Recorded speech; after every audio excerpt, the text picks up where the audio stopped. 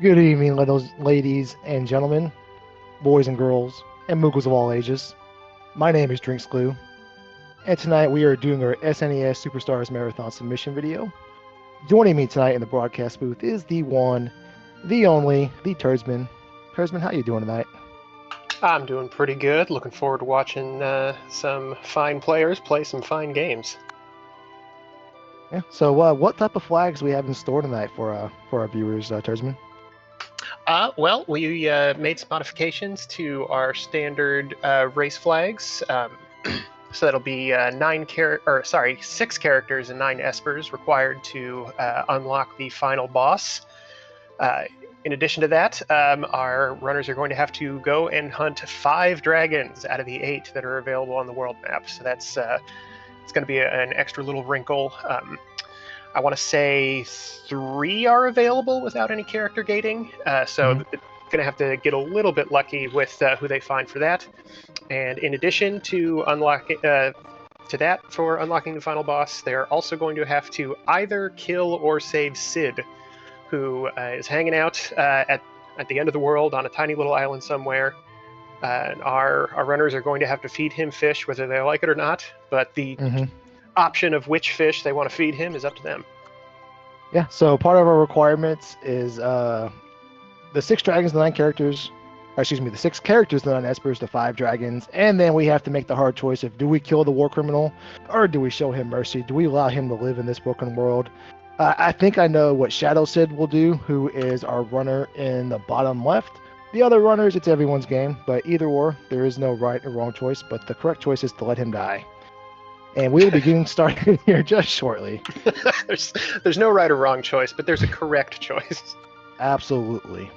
So, in addition to that, I wanted to talk about the KT skip, which is a fantastic little thing that allows you to skip about 5 to 8 minutes of walking through the final dungeon, and you get that if you end up with 9 characters or 12 espers by the end, which is a handy little ease of use if you wind up with a few too many of one or the other. Oh, looks like we're heading out right now. Yeah. So, Turdsman, if today was my first time seeing worlds collide, what could I expect? Why does Saban not have bullets and he has another ability? What's going on with that? Well, it is a one of the little bit more common these days open world randomizers. I like to call them scavenger hunts, but so what that does is it keeps all of the characters have a couple things that are randomized amongst them. So the ability that a character has in their second slot, which is for Mog that would be dance, for Setzer that would be slot. That is going to be randomized with any of the other available abilities in the game. I believe Possess and Shock are both shut off. They are for this particular flag set. And the equipment access that the characters have is going to be randomized as well. So that is they're going to have the stuff that they are normally allowed to have, but in addition, they have a 33% chance of being able to equip any other item in the game. Yeah. So you see Saberwolf right here. He is recreating the Opera House scene. We did give our runners a nice little bonus if they elected to do this and show this off for us. And Saberwolf will get an Illumina for doing this. You can recreate the opera scene. You don't have to memorize the lines. If you played Final Fantasy VI before, you probably already know the lines. But you just live through this. It's arguably going to be the most memorable scene of Final Fantasy VI. So something we thought we'd showcase and incentivize our runner to go do so. And Saberwolf's taking full advantage of that. We see Zelfer making the hard choice already, getting it out the way now. I think he's going to let Sid pass away. He is not long for this world, and Zelfer's going to nudge him in the right direction here. Yep, looks like it. So what he's doing there is the way this normally works is you go down to the water and you find some fish to feed Sid, and if the fish are moving quickly, then they're healthy and are going to make him feel better. If the fish are moving slowly, then they are rotten and they're going to make him feel less better. And looks like Zelfer is, I don't know, it looks like he's after that quick one, or maybe he's waiting for the slow guy in the back.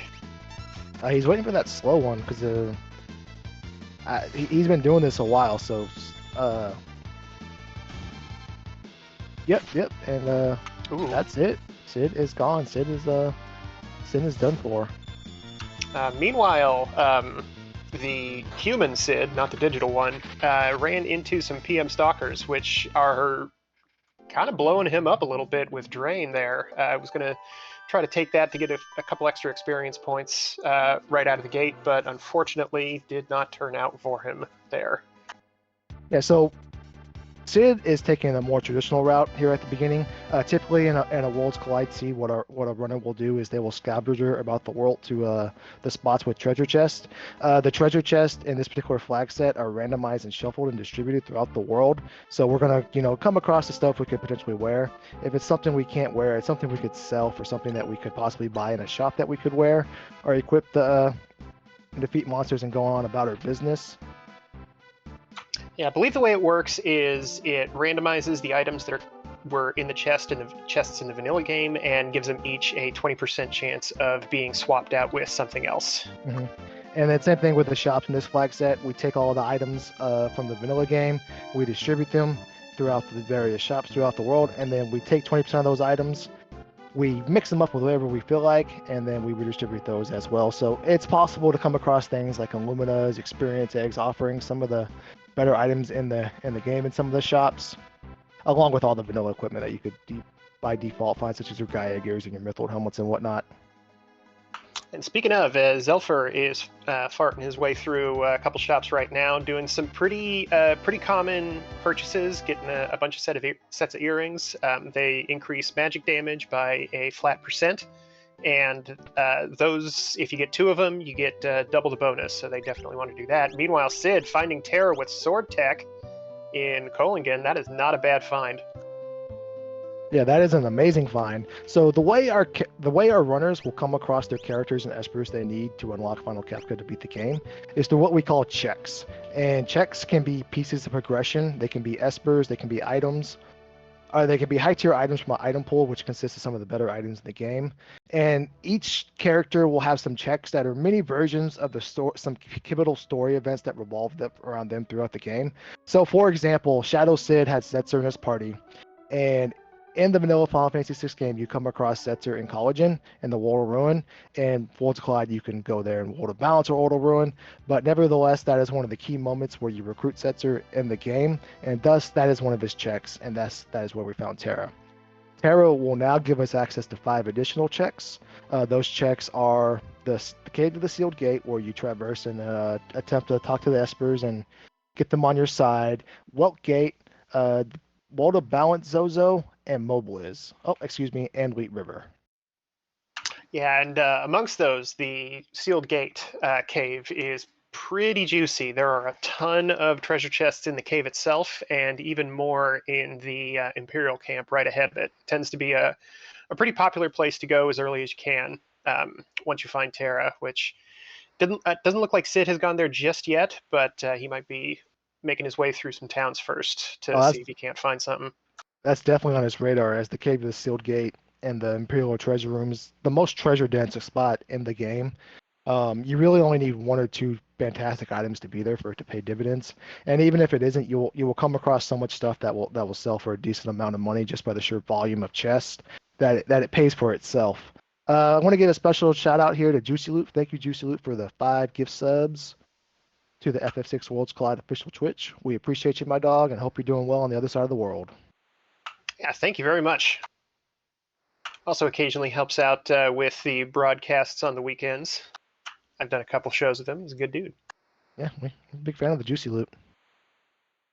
Spreading the loot around. So Zelfer has found his Terra, and now he is making his way on over to the Sealed Gate. Sid still hasn't made his way there, but this is a pivotal moment because depending on what's here, this could be game breaking because Saberwolf is the only one with the Illumina. So Saberwolf has the best piece of equipment in the game, in my opinion. The Illumina is just a fantastic sword. It auto crits. You can proc Pearl that crits as a spell. Plus, it's one of the best defensive items in the games with the evasion perks and makes you almost unhittable. It's just a fantastic piece of equipment. Yeah, honestly, there was a Genji glove in the Imperial basement. Not a whole lot of really huge items. The Genji glove can be pretty useful if you happen to find another Illumina, for example. I believe it gives you 40% of each different kind of evasion. It gives you 80% physical evasion. Oh my Yeah, goodness. it gets out of hand fast, my friend. One of the best shields in the game. Yes, indeed. So that Genji Glove is huge because we already have the Lumina, and the only thing better than one Illumina is two Illuminas. And keep in mind, we will be killing a lot of dragons for our requirements, and dragons do give us a bundle of XP, a bundle of ability points, plus every dragon you kill will reward you with a high tier item from the high tier item pool. And as I mentioned earlier, that consists of the best items in the game, such as Minervas, Illuminas, Ragnaroks, Atma weapons, Valiant knives, anything and everything you could hope for and need to progress throughout the game. We will get them from dragons. So with that Genji Glove in tow, we have a chance to get a really powerful character. Ooh, found an experience egg in this cave. This is definitely a place you want to go early. That is one of the strongest relics in the game. It has no properties on its own that affect character stats, but it will make the character that is equipped with it get twice as much experience points from the end of a fight. And levels are easily the most important number in Final Fantasy VI. There's a lot of numbers in these RPGs, and the way that the damage algorithms work, levels tend to give you a lot more of a benefit than a point in strength or a point in magic or anything like that.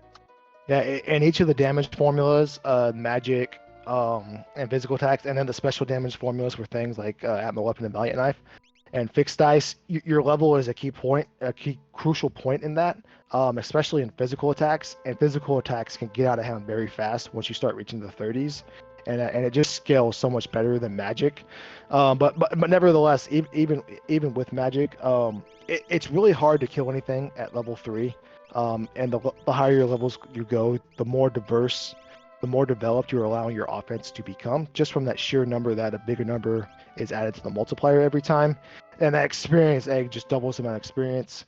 So you're just able to grow so fast, and experience egg is arguably the most powerful item in the game.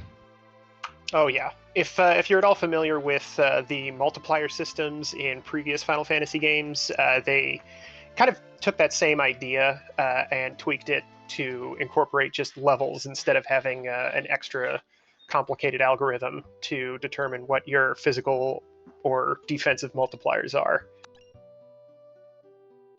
Meanwhile, Zelfer picked up an Edgar at the end of that cave. Another pretty decent character, not the greatest checks in the world. The Figaro throne is pretty nice, but it just had a item in it. No progression there, unfortunately.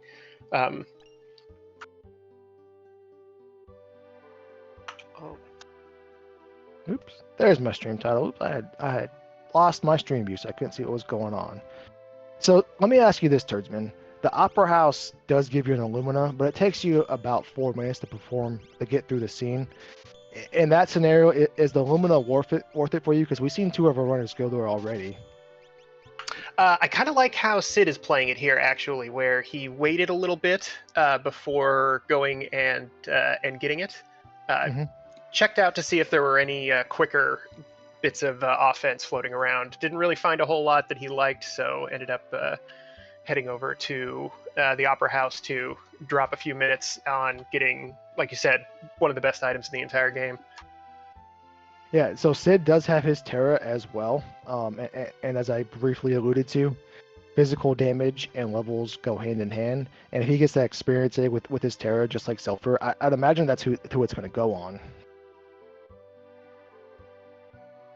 That would be a good call. Edgar would be another decent option. It looks like Zelfer put Edgar in his party there. He can also equip the Illumina guaranteed and has a slightly higher physical attack, slightly higher strength rating at the start than Terra does, but there is a slight variation as well. Wouldn't be a randomizer if you didn't randomize a number. So there's a slight variation to character starting stats, but Edgar has a better chance of being a better physical attacker than Terra does. Yeah, Edgar by default has a higher vanilla vanilla strength stat, but in this particular flag set, character stats can be anywhere from 80 to 105%. And in Final Fantasy VI, as you gain levels, your stats do not increase unless you have an Esper that will boost them. So if you have an Edgar that starts with 40 vigor, that's his vigor throughout the rest of the game. You can modify it through items and some equipment, and then obviously the Esper stat bonus. But if you don't do either of those, that is his vanilla. That is his strength. So in this flag set, they can be anywhere from 80 to 125% of their vanilla stats. So while Edgar does have a higher vanilla strength stat, there is a chance Terra, who can have a decent strength stat herself, could outpace him based on the RNG. It's true. Or if they end up finding a strength Esper. I don't think any of our runners have taken any fights yet, or at least I haven't noticed any. So they might all be hanging out at level 3 still. No, they are, and that's kind of the norm when you have some of the unique objectives like this. We've seen 2 runners do the Opera House, and then we saw Zelfer, who's already taken care of the business he had to take care of down south in the World of Ruin. So that puts him a little bit behind where you would see in a traditional seed where he would have looted during that time, and he's just doing that looting and that shopping phase now. You do want to get some consumables along with some offense under your belt. Your consumables that you're going to want are some sleeping bags, some Phoenix Downs, some restoratives, and then your remedies. If not remedies, your eye drops, your echo screens, and whatnot, so you can remove negative status effects. Zelfer also dropping 60,000 on Pearl Rods. That is honestly, that's a good idea. I'm a big fan of the breakable items in this game. Yeah, that rod, when broken, you lose it, but it will proc a maximum damage Pearl spell. And there are a number of the tougher bosses in the game, like Doom, for example, that are weak to Pearl. Another one being Doomgaze, for example. And those can make some of the tougher fights a lot safer. Yeah, especially if, like Zelfer, you've taken a couple of progress checks, which do affect the scaling of enemies. The way that that works in this game is all enemies, bosses, and random encounters alike are scaled to whatever your progression level is in this flag set. So it is level times 2 based on how many characters and espers that player has found. So Zelfer is going to be running into level 10 critters here after he takes a dip into the Imperial camp. Yeah, the bosses levels are different by your character scaling. So as Turdsman alluded to, right now Zelfer has 5 characters, so his bosses are level 10. We do add a random number between 1 and 3 in Worlds Collide so that you can't manipulate the bosses levels. Another thing that will also increase the bosses levels is the number of dragons we defeat. That will be another multiplier of 2. So eventually, as he starts defeating his dragons as well, his bosses levels will increase. But there is a cap, and that cap is 40. So once we push our bosses up to level 40, nothing in the game will, progress past that level except our own characters and Final Kefka. Yes, the final battle is vanilla in this one, so it'll be as tough as it is in the original game, which is pretty tough, honestly. Yeah, the various tiers, the levels are about, they all flirt with level 70, and if that was scaled, you would push those levels down to the 40-ish territory, or the 50-ish if it was a higher scaling flag set. But that is the one constant in Worlds Collide that makes it so appealing, that the hardest part of the game still remains the end of the game, and we try to stay true to that. And that also lets you plan ahead, most of this, basically all of it except for the final battle is completely random. You could run into whatever boss wherever. So this allows the runners to have a pretty set goal in mind. They know about how strong they want to be by the end. They know, what sort of abilities they want to have, etc.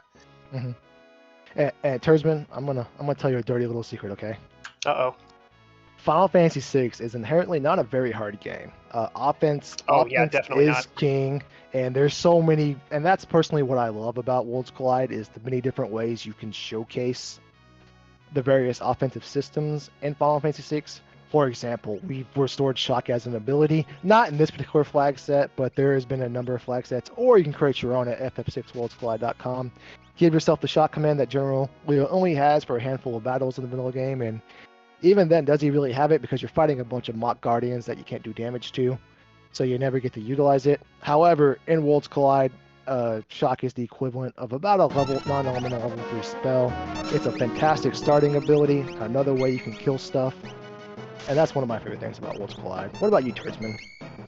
I honestly agree. My favorite part of pretty much any RPG is how much you can tell that the developers wanted you to just snap the game over your knee. Like, I can maybe take a little bit of the heat off of you for saying that this game is easy. That my favorite Final Fantasy games are the ones that are actually exceptionally easy because it's just a lot of fun. They're usually easy because you have so many options, and a lot of those options are good. So it lends it well to randomizers when you run across something that in the regular game might not necessarily be that big of a deal, and when you run across it in this particular context, you can use your knowledge of the main game to get away with something that you might not have otherwise been able to get away with. Like honestly, Final Fantasy VIII, really fun. Give it another shot if you haven't, guys. Oh yeah, just get 100 meltdowns and you're fine. Nothing can kill you. Yep. So Zelfer here going through lots of bugs. This is a bit unfortunate. Not a lot of multi-target attacks available here. Yeah, so we do see. Oh no, that's great heads up play. I think that's a job, Zelfer. I think that was a Tempest. Oh no, Mog is getting Stone Spine for his troubles, but that's a great heads up play. I think he made that switch between fights. Yeah, that would make sense. Ran into the bugs in the first one, had some trouble taking them down. Unfortunately, Mog missed out on that experience. He did. So why are Zelfer and Saberwolf both at the Imperial camp this early, Turdsman? What makes this spot so appealing to a? Well, the biggest reason is probably the random encounters. Well, not random, but the set regular encounters that you get throughout this. You can, if you're feeling real brave, you can go after a boss early on. But considering Zelfer has taken so many checks here, probably a bit of a better idea to run the risk of running into something a little easier to deal with here, as opposed to trying to go fight a boss. Juice up your levels a little bit before you go fight something more varsity level. Yeah, the Imperial camp, you don't fight an actual boss. You fight a set of 4 fixed encounters, and then if you're catching the spirit of the randomizer, what we do is we take the fixed encounters from the middle game, the soldiers and the MTech armor, and we randomize those and we shuffle them. So fixed encounters are a little easier to defeat than some of the bosses. I say that with an asterisk because there are some fixed encounters that are harder than all the bosses in the game, such as your Intengars, but we just run away from those. Yeah, that guy doesn't show up too often, thankfully, but there's a couple of other big beef boys.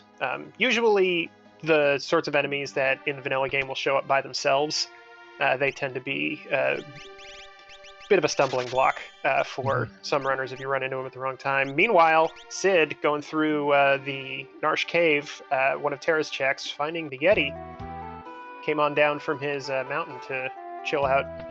Yeah, he's in the wrong spot of the cave. We'll slap some sense back into him now with that Illumina and get him back where he's supposed to go.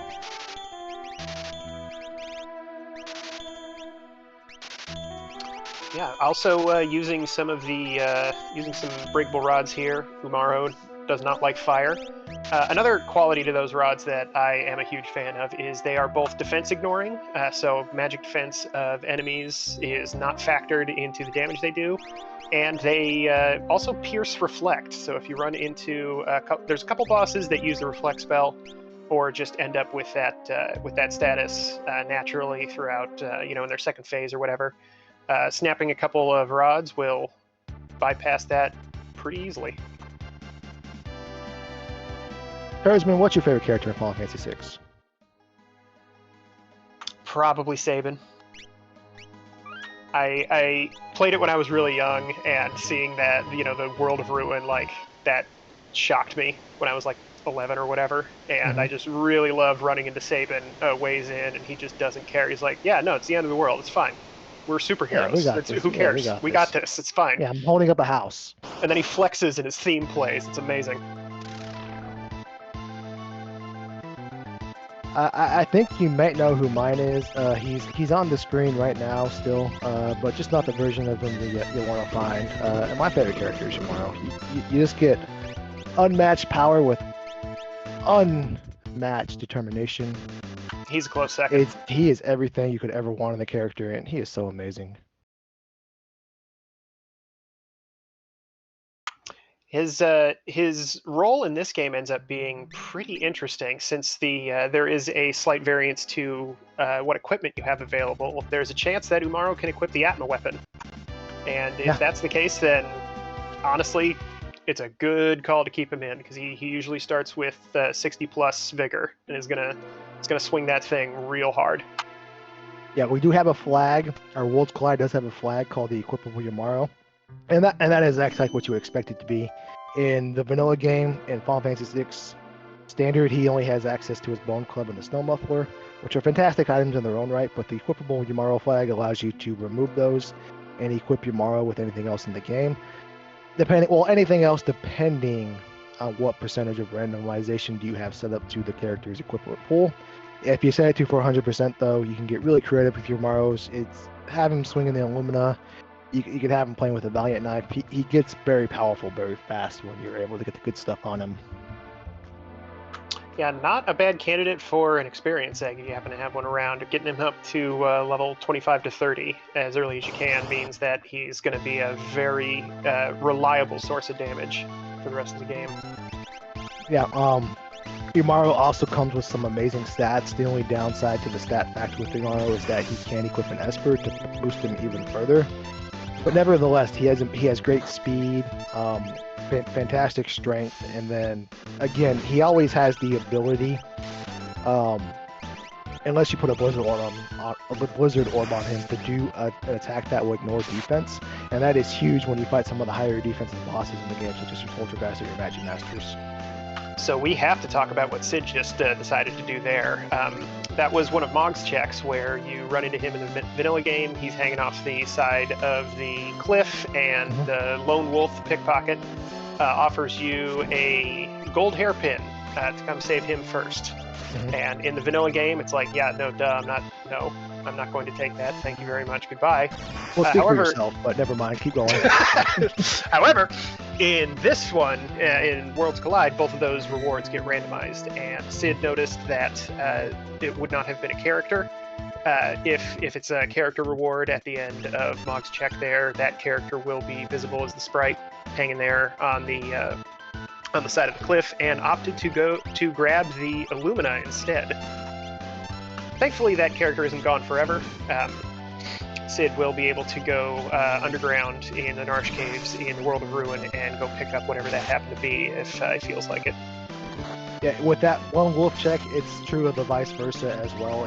If he had took whatever the sprite was, it could have been an Esper or an item by the fact that it was a character sprite. That Illumina would have been there in the World of Ruin form, and I suspect you'll probably go back for it at some point in time here in the near future and grab whatever that may have been. It's not too bad of a run. It takes about a minute or so to make your way back there. If you have a warp stone, you can just dip right out afterwards. Meanwhile, Zelfer grabbing the Minerva. Not a bad piece of armor, especially when you have a character that's going to be guaranteed to be able to equip it. What does the Minerva do? What makes it so fantastic? It has tons of elemental protection, which is a very valuable bit of defense to have in this game. There's a lot of really nasty magic attacks out there, and it's real helpful to have a wide range of resistances to all of those elements going through. I believe the Minerva grants you immunity to the big three: fire, ice, and bolt, and I want to say half damage from the rest of them. Yeah, it gives you half damage to to 4 more. It does nullify wind as well. Okay. Plus, it gives us a bonus of 4 magic, 2 speed, I think 1 strength and 1 stamina, and then plus it boosts your MP by 25% as well. So just fantastic all around piece of equipment. Ooh, I forgot about the MP buff. And Zelfer also taking the Illumina. That's fun. That is the correct choice. So yeah, we have no idea what that merchant sprite had on him. There are really only 2 items you'll see runners typically make that choice for them, and those 2 items are the Illumina or the Experience Egg. If that was maybe a Cat Hood or another Minerva or an Elemental Shield, most runners are going to pass on that because it's like, those are great, but they're not worth passing up a piece of aggression. The Illumina, however, will allow our runners to progress through checks faster, so the de facto time save they get from getting that powerful piece of equipment, it will make up for itself as they have to traverse back to that other cave in the World of Ruin to get the other item or reward. Yeah, I think I agree with you. I think that's the right call. Saberwolf running into Doom, one of the final bosses of the game here on the at the end of the Phantom Train. Not a fun thing to run into, but fortunately his scaling isn't so bad that a lot of Doom spells are only doing 50 to 100 damage. Definitely something that he can tank with Setzer's heal ability that he's got. Gotta start cracking some rods too, yeah. Alright, so we see Saddles Sid doing another one of Mog's checks. Vargas Ipu fight here. This is more of a tutorial fight, not a super hard fight. We're seeing some pretty good divergence. We got Saberwolf running away from the train that's housing a statue. We got Zelfer, who is in back up on the top of Narsh, and then we got Shadow Sid, who is down below Narsh somewhere somehow in a cave.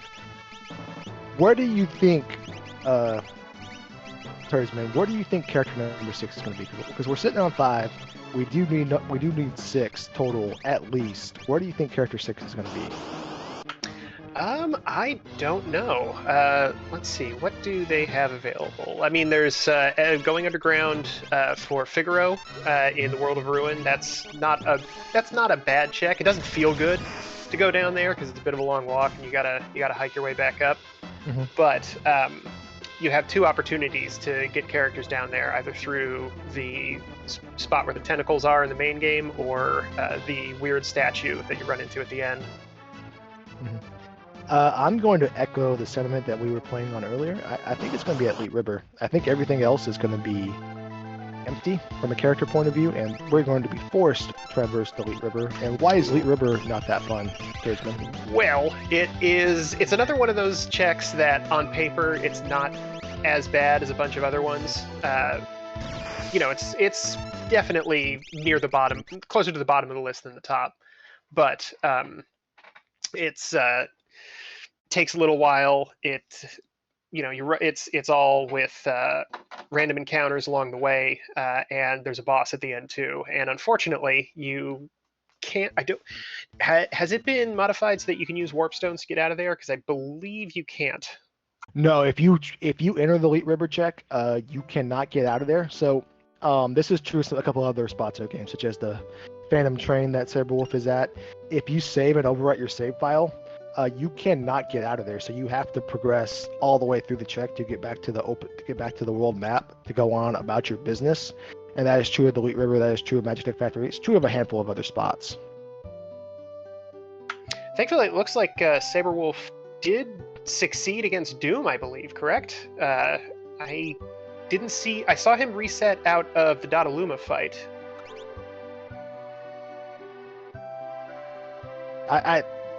No, Zelfer. What happened to Zelfer's stream? I can see him still live. I think we're going to get him back up. He's still going because he went through his Moogle defense on his actual stream. He's down in the Moogle cave. We'll get his video back up and live here in just a moment.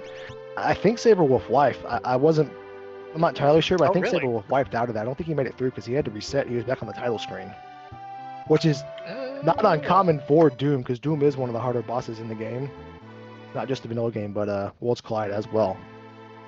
Yeah, he's a toughie. His second form can mess you up pretty bad if you don't have decent physical defense. I thought I saw him fighting Dataluma, but I might have been looking at somebody else's. That was Zelfer's screen, and there he is. He's down in the cave.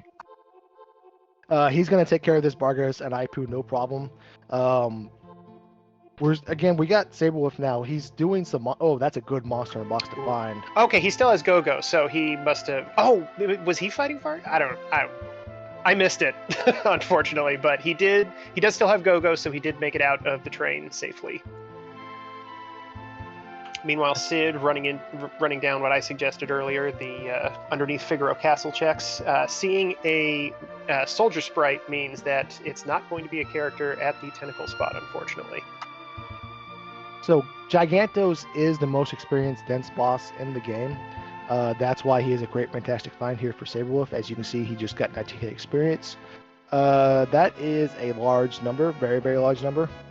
More than 18k, less than 20k, 19k is. So again, big number, hugest number, one of the biggest numbers you're able to see. 19k experience for Saberwolf there. That math checks out. Yeah. And we got Telstar in the next monster in the box. Less fun. we're probably going to run away from this, as I think he just pulled out a smoke bomb.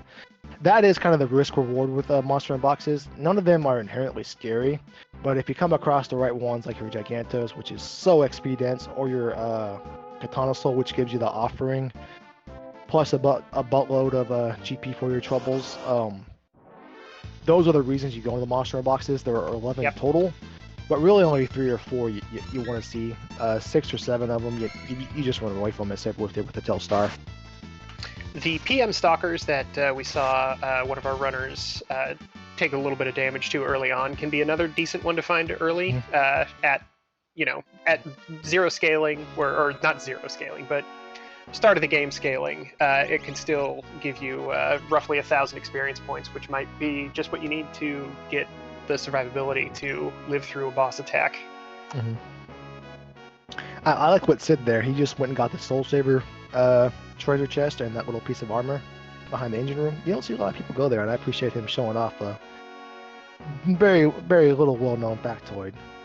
It's a good. It's not too bad.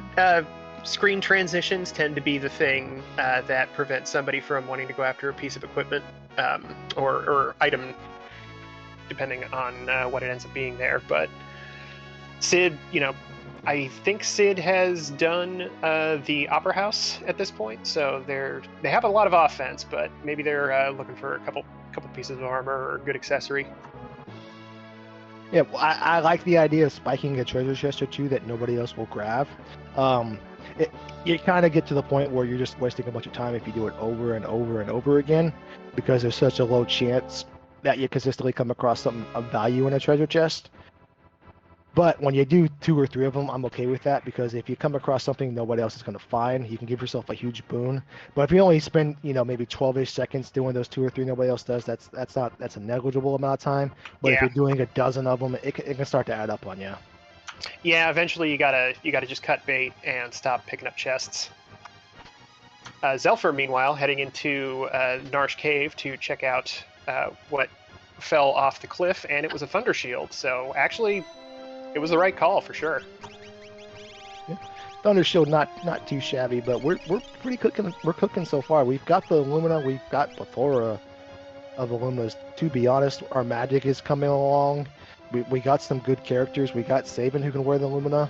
Sabin, while has very, very, very high strength naturally, he does kind of get held back by the lack of better equipment. He can equip by default, but the fact that he can wear the Illumina is huge, and that makes him arguably breaking and almost broken. So Saberwolf spending some time in the Colosseum. I unfortunately missed what item he got from that fight, but took care of it pretty quickly.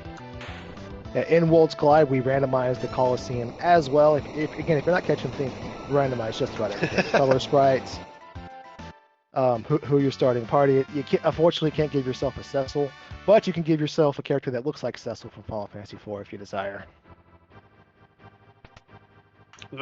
Wielding the Lightbringer. Thank you, chat. Looks like it was a Mega Elixir. That's a good one to get. It's worst case scenario, it sells for a whole lot. But having one of those at the end of the game is pretty handy, since the final boss does have a move that brings everybody down to 1 HP. Zelfer just took down his first dragon. He's getting a Minerva for his troubles. That is the first of 5 total that we need. We need 6 characters. We need 9 Espers. We need to kill 5 dragons. And Zelfer has already done so. We either need to elect to save Sid, or let him enter the afterlife, and he has let Sid enter the afterlife. Good for him. I may be a little biased on that, but if you couldn't tell. I mean, it's fair. I have a preference for that particular scenario, but Sid's not a great guy. He made some mistakes. I mean, we all make mistakes, but some mistakes are worse than others. But this is true. Ooh, like for example, running into Rexall. That is a very nasty mistake. Fortunately, Zelfer has plenty of offense that is targetable. Mm-hmm. The bad news is, as you just see right now, yeah, the bad news is Rexall does Azure Pearl, so while Illumina is normally fantastic, he has amazingly high magic defense, plus he'll absorb Pearl, so some of those Illumina swings will be negated by those Pearl procs. Ooh, there it is. Hey, I was Hey, we got right. Realm. That's a good character, too. Yeah. Character number Slot. 6. 52 magic default. That's not bad at all. No, that is higher than 32. Get the calculator if you doubt me. Not as high as 19,000, but No, we'll get still there pretty one big day. number. Yes. Realm is the best magic user in Final Fantasy VI. She has the highest default magic stat, and the stat settings for this flag with the 80 to 125% pull of magic that she could possibly have. She can go as high as 56, so 52 is a pretty high roll. Saberwolf finally came across his terrace, and now he will be getting his Minerva, his hero ring. If he elects to do some chests farther into the cave, he will also get his experience egg.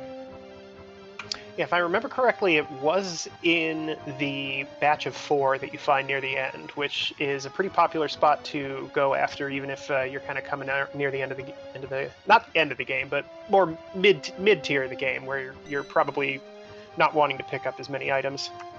Mm-hmm. Yeah, he's taking those first 2 chests, so I think he'll definitely be hanging up the room before where you get the Magicite and the Atmut weapon in the vanilla game. It looks like Zelfer's going to go underground himself now, and he will get his 6th character. Alright, so we're coming up on the 40-minute mark here, Turdsman. You can see by the pieces of progressions we have, we're at 6 and 3, 5 and 5, and 5 and 3, with 1 dragon between 2 of our runners. Who do you think is in the lead? Who do you think is in the driver's seat with how close they are to finishing? I think exclusively because Zelfer is going through Edgar's checks here. They're gonna run into Realm at the end of this. Then they'll have their 6 characters, and that puts Zelfer pretty solidly in the lead. I think Sid and Saberwolf are probably going to be jockeying for 2nd place for a little while, but depending on where Zelfer goes after this, they still have a chance to catch up. They're not that far behind at this point. Yeah, and keep in mind too, Saberwolf is on Zelfer's heels and to an extent Sid's. And he's been doing this without his experience egg throughout most of the seed, but now that he's found his experience egg, he can get one of his characters super powerful, and he finds his Edgar as well. Oh, I forgot about that. So yeah, he's up to 6 characters as well. He's got Gogo out of the Phantom Train that nobody else has picked up. I guess he did defeat the Doom in the Phantom Train if he still has his Gogo. Yeah. Okay, so we were mistaken. I noticed that when he went into the Coliseum, Gogo was one of the options. Sid, meanwhile, looks like took the fight that normally is Doomgaze, which is one of not really Setzer's checks because you can run into it randomly as you're flying around, but having Setzer in your party allows you to just select it from a menu and go take care of it right away. And it is hiding in the Hyde Knights, the worst jazz fusion band in the greater Las Vegas area. Yeah, also Strago's worst enemy. Haydn is one of the trickier fights in the game if you're fighting while your party is compromised. For example, later on in the seed, our runners will have to tackle Kefka's Tower, where our party splits into 3 different parties. And as you can see so far, nobody is switching characters in and out. Once you get your final 4, that's kind of it. You don't develop more characters because, as I kind of alluded to earlier, Final Fantasy VI is an easy game. Offense is king. But that's also what I love about it, is that the ending of Final Fantasy VI Multiplied is unique, and that you have to split your party up into 3 different parties and tackle some bosses in one-on-one scenarios. You don't see that in some of the other randomizers or RPGs just in general. Yeah, that's another bit of the end game that ends up being what runners are end up having to plan for. Is not only do you have to have a party that's strong enough to get through the final boss, but you need to have individual characters that could potentially solo some of the bosses in the game. There are options for dipping out and maybe coming back in with a loaded party on one of the 3 routes, but in general you don't want to do that because that ends up sucking up a lot of time. Yeah, you can traverse Kefka's Tower multiple times. The problem with doing so is that it takes you about 4 to 5 minutes to walk through from the tower, from the entry point to the end, if you don't find any of the bosses and you've already done so. And that 4 to 5 minutes, if you do it twice, can be the difference between a victory or an L in a race. So it's kind of one of those plays where you just didn't get there with all the pieces you typically want to, all the ingredients to put together a complete dinner, a 5-star dinner. So you're left with maybe some microwave meals that you don't want to have every night. So what you do is you just walk the tower twice so you can safely fight some of the bosses with your full party. And that's unfortunate too, because you're probably not going to realize that you need to do this until you've already fought the boss 1 or 2 times and maybe wasted about that much time in general. So you end up doubling up. Mm-hmm. And so we're starting. Sorry, go ahead.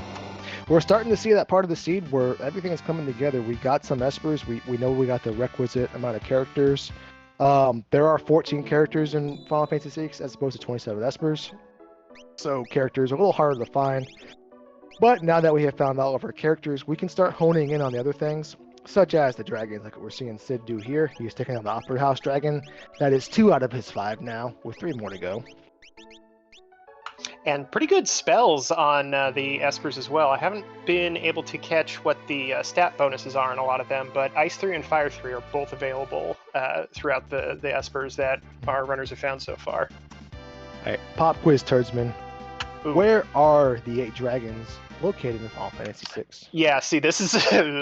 So there's the Opera House dragon. That one's easy to find. There's the one in Figaro Underground, the ancient castle that Zelfer just took care of. There's one on the Narsh Cliffs in the World of Ruin. Let's see, there's one in the the Phoenix Cave that you have access to with Locke. There are 2 in Kefka's Tower, and there is 1 more on top of Mount Zozo. I did it. We're missing one. Oh, crap. That was 7. That was 7. Oh, no. Which one did I miss? Oh, the dragon in the Fanatic's Tower. There we go. There that one's tricky, because when you're there, you can only use magic attacks, so... But it is thankfully accessible even without Strago. You need Strago to get the check at the top of the tower, but you can run up there and fight that dragon whenever you want. Actually, you don't need Strago to get the check at the top of the tower. You can open that treasure chest and fight the Magi Master Place boss. You just don't get the reward at the bottom of the tower. Okay. So in Worlds Collide, if you haven't noticed, a lot of our checks are peekable in that, as you progress through some of the checks, you can see the reward. It's either an NPC sprite, or in some cases, it's the character sprite.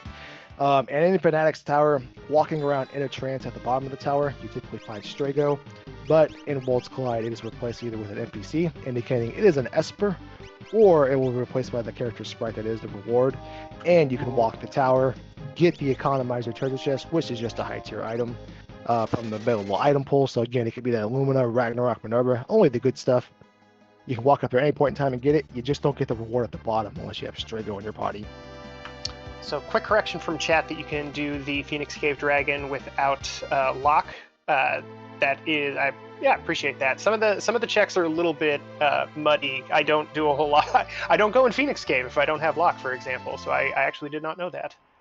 No, the only 2 dragons that are gated behind characters are the Ancient Castle and Cyan's Mount Zozo dragon. So there are 6 readily available.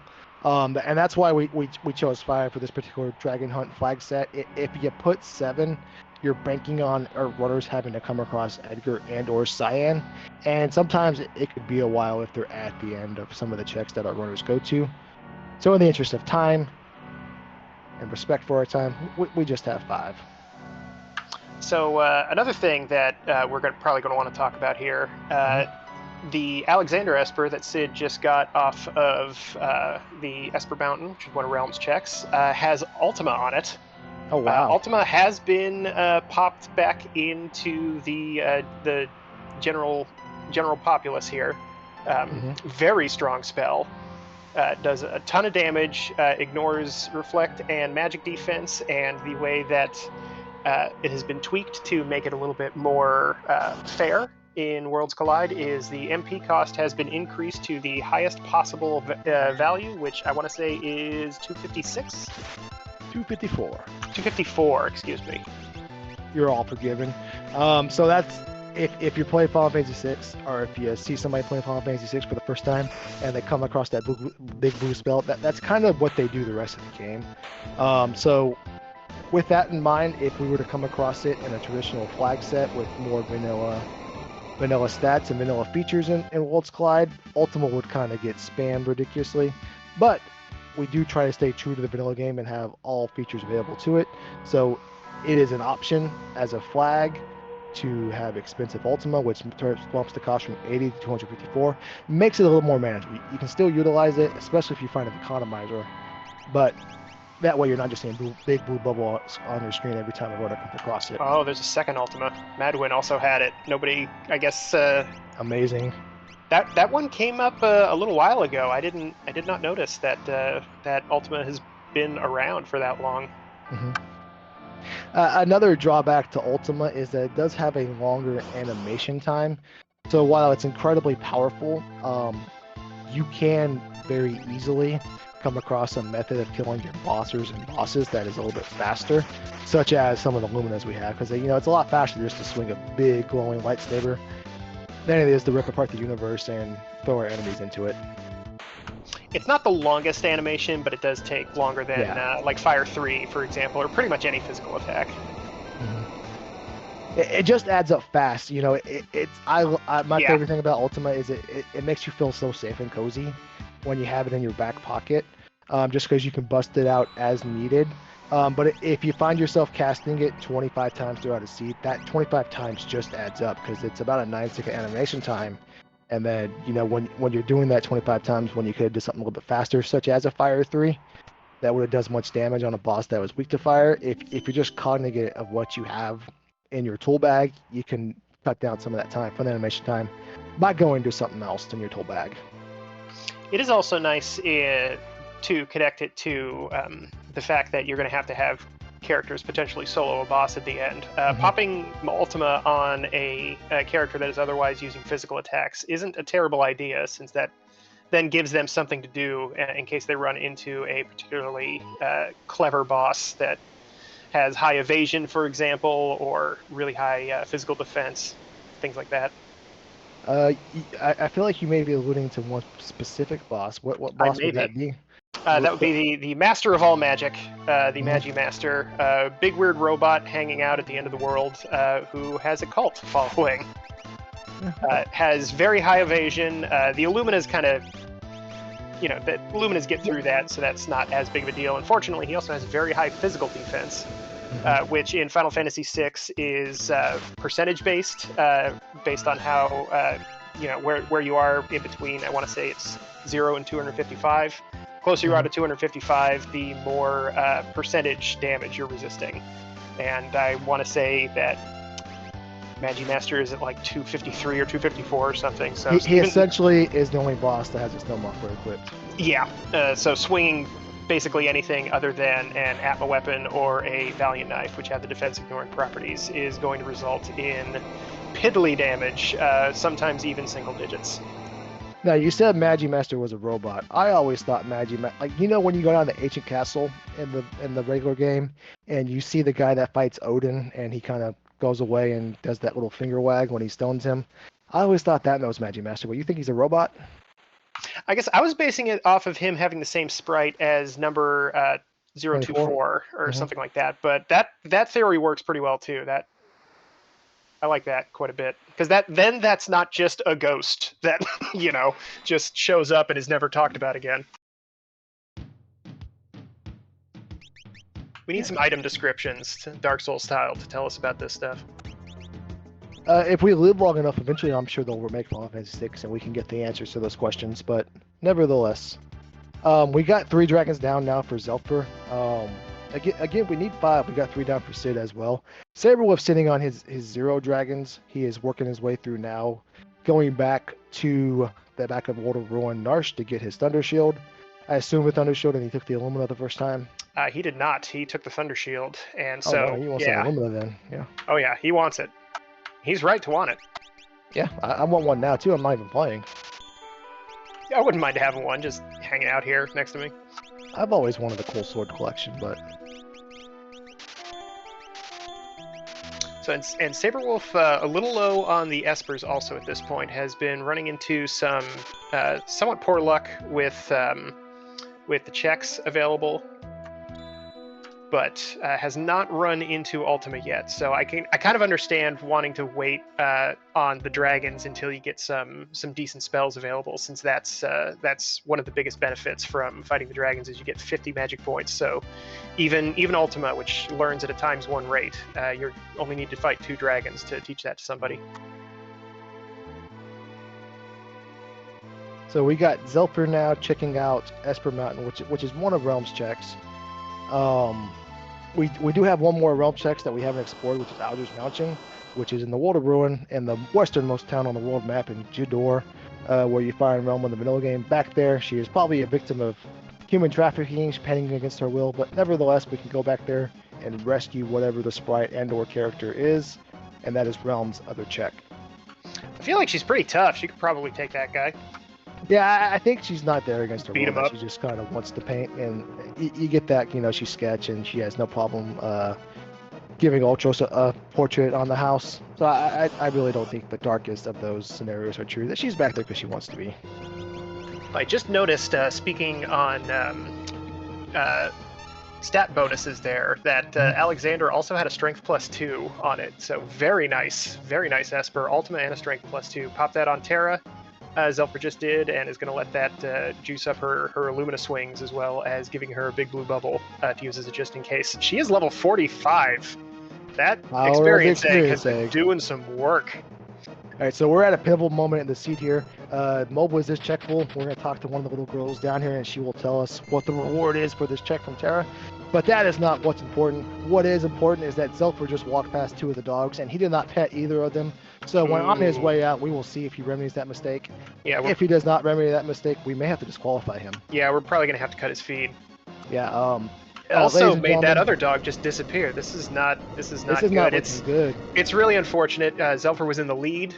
It was just about to get his 9th Esper to make his way to get access to final Kefka. It's really unfortunate to see such a strong player just biff it right there at the end. It's too bad. So part of the Mobilis check is we fight from Baba 3, who will blow away 2 of our characters. Then after this, we will fight one more boss with our party compromised down 2 for the chance to get whatever the reward is. In this case, it was Odin. And again, I don't say this jokingly. If Zelfer walks past those 2 dogs, does not pet either of them, Fitz, our production manager, I want you to cut his feed right now. We're going down to a 2-player race. That would be ridiculous. You got to have rules, Society, society exists within rules, and even if you don't like them, you gotta pet that dog every once in a while. Yeah. This is the first Ultros, just based on the character, or excuse me, the boss sprite that is before us. There are 4 total Ultra Spies throughout Worlds Collide and Final Fantasy VI, but they're all just a comedic relief fight. Yeah, they're not too terribly tough. That one is I'm a personal fan of Ultros 1 because it'll do the splash animation of him coming out of the water no matter what scene you run into him at. Yeah. So as we mentioned, party reform. He's walking out. He's walking the wrong way. He is walking past the dogs. Fitz, you know what to do. Cut it. Cut his mic. Ladies and gentlemen, if you gave Zelfer a follow earlier, please go back and unfollow him. That is ridiculous. All right, Saberwolf also heading down into Figaro Underground there. Going to get, unfortunately, going to get a 7th character. That's not necessarily something you want to see, but will find an extra Esper in the tentacle spot. Mm-hmm. Meanwhile, Sid doing some shopping. We got Zelfer now, traversing Fanatic's Tower. Why is he doing this, Herdsman? My guess is he's going after that dragon. He's got 3 now. He needs 2 more to get access to Final Kefka, and has a pretty good clutch of decent magic spells. So this isn't going to be too tough, regardless of what dragon he ends up running into. Yeah, dragons aren't inherently scary if they aren't unscaled. If you're fighting at whatever your scaling is, as I say that Doom Dragon, this one can be a little spicy. But each one of the dragons has a status ailment that they are weak to. Unfortunately, you can't really utilize the one Doom Dragon is weak to, or excuse me, Dirt Dragon is weak to. So you're just gonna have to power your way through them. Well, looks like actually has access to Merton here. So the Dirt Dragon is weak against wind. So Merton Ooh. will take advantage of that weakness there. Sid, unfortunately, has run into the Imp Robot, the Oh no. extremely funny. The only boss in the game you can't beat. Yep. Still can't buy it, unfortunately. So the auction house has, in the vanilla game, it does have 2 espers in it that you can get. However, in Worlds Collide, we have set it so that you only can get 1 esper out of it. The other normally esper slot will be replaced with a high tier item. Mm-hmm. Looks like in this case a Genji glove. Ooh, nice. And yeah, chat pointing out, found an offering on that Fanatics Tower Dragon. That is a very good accessory. It gives access to, changes fight into X Fight, which does 4 attacks at, I believe, 75% power. So effective, but you can't target. So those 4 attacks will be against random targets. But if you're running into a single target boss, that ends up being a huge boost in power. Question from Knuckly Kong: how close is Zelfer to Skip? He is 3 characters away, or 3 espers away, because in this particular flag set there is no check skip. And what we mean by the skip is that we have an ability in Worlds Collide to allow our runners to meet some conditions, some requirements, and when those requirements are met, they unlock what we call the Kefka Tower skip. That allows them to skip part of the Kefka's Tower that Zelfer is doing right here. He is going straight on over to the regular entrance. Actually, it looks like he had skip because he had the ability to go to statues. Yeah, I was wondering. I thought I saw that at the beginning. It looks like the tower skip objective didn't get removed. It just had all of its requirements set to 0. So all 3 players ended up with access to the Kefka Tower skip right at the beginning of the game. Yeah, obviously I meant to do that just to highlight how Sure. powerful the skip can be. So nevertheless, that will allow, the skip is a one-time gig. You select it from the airship scene or airship steering wheel before you enter the tower, and it allows you to choose the entrance or the statues. Your party will warp on ahead to the 3 statue spots where your party kind of converges in the regular game after you push down the weight on the switches and whatnot. So it allows you to skip the walking portion of Kefka's Tower, along with the fight that Zelfer is about to do himself. Yeah, it looks like Zelfer is going up the third side to possibly to fight that dragon. I'm not sure why they picked the right hand side instead of the middle, which also has a dragon in it. But we'll see if Zelfer's a good player, so they might have a fancy little strategy here. I'm just offended that you're second guessing Zelfer for whatever reason. Hey, whoa! Hey, let's not say anything on in mic that we can't take back here. Well, I believe in Zelfer. To be fair, I was advocating to cut him and unfollow him. That's true. Yeah, that's true. If it was worse to him. Yeah. Hey, wait a minute. I need to turn on you, actually. Hey, do what you got to do. Meanwhile, Sid heading over and to the island to take care of one of his last requirements to get this done. I have a funny feeling that Sid is going to try to save Sid. What would give you that idea, Tersman? Mostly just his frequent. He frequently talks about it in the Discord. He's a fan of Sid. He named himself after the man, after all. Probably going to try to save him here. Unfortunately, luck is not on his side. Ran into a 0 fish and then a slow fish. Yeah, the good news is there's an invisible timer that slowly ticks down, but you can speed that timer up by feeding Sid some of the poisoned fish. Quote unquote, the slower fish are the ones you want to aim for, not the faster ones. The faster ones add to your timer. That's how you save them. Nevertheless, you just gotta sit here for a little bit, and eventually the illness will do what it's supposed to do. Yeah, I believe one of the big wigs that knows a whole bunch about this game, the Schwantz27, explained it recently. There is sort of an invisible HP timer that will tick down every second, and if you give him sick fish, that makes it go down quicker. If you give him the good fish, that will bring it up. So I want to say it starts around the middle, and you need to give him, I believe, 4 good fish, depending on how lucky you are with their placement. Mm-hmm. You can talk to the bird, and that will reset. That will essentially kill all the fish and reset them. Sid doing his darndest to save himself here.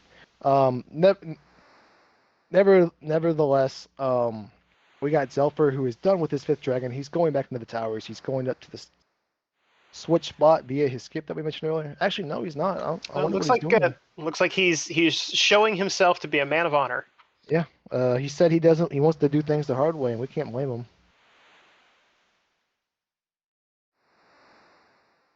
So what he's doing now is he is putting his party of 4, and he is splitting them up into teams of 1, warrant, and 2. Those extra characters are really just Moogle Charm holders, just so you can keep 2 relics on your characters that are going to carry the weight of the burden of the fights. And that's why Saban is with his Edgar. It's just by coincidence they happen to be brothers. He is there for one reason only, and that one reason is to be a mule and carry the Moogle Charm. It's a very, very important job. Oh, it's incredibly important. Sid has his requirements. He's done his duty, his civic duty. He has completed all his objectives, and now he is heading on to the tower himself. Looks like he's got these 2 more dragons. And there, again, as we alluded to earlier, there are 2 dragons in Kefka's tower that we can fight. Yeah, it looks like Sid is going to try to take them on the way up. They're tough bosses, but they can also be soloed if you have a strong enough character, which, considering how many Illuminas have been thrown around in this seed, I don't think it's too unreasonable to think that one of our runners would be able to take care of them with 1 or 2 characters. So the way that let's talk about the run up Kefka's tower here a little bit, because there's the skip, which lets you just bypass all of this weird little puzzle and switch plate stuff. But if you don't have the skip, what's the strategy for heading on up the tower there, Glue? Well, there are the 3 lanes that we call the left lane, the middle lane, and the right lane. The left lane, there is only 1 fight if you stay true to the formation, and that is the Doom statue spot at the end. And you can make it to a save point pretty far in through the tower before you have to get to that fight. The middle lane, you have the option of walking past the Toilet Atma spot, which is a Chicken Worlds Collide. It will be one of the random bosses scattered throughout the world, plus it will give you a high tier item for your efforts. You will also walk past one of the 2 dragon spots at Kefka's tower, and you will fight the goddess spot if you you will fight the goddess statue spot if you stay true to your lane through the end of the tower. The tricky lane is the right lane. The reason for that is you have to fight a guaranteed fight before you make it to the switches, which is the Inferno ambush spot. Then you have to traverse quite a long way, a few minutes worth of walking around and about before you get access to another save point.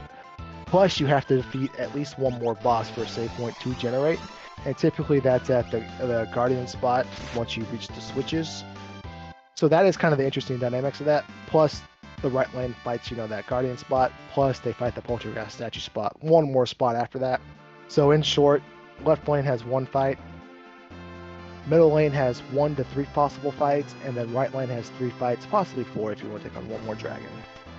I think typically the strategy is you put 2 characters in the right-hand lane, because as you can see on Zelfer's screen right now, once you get to this spot with the very accurately set up 4-ton weights, there's a bit of a switcheroo between which party is in which section.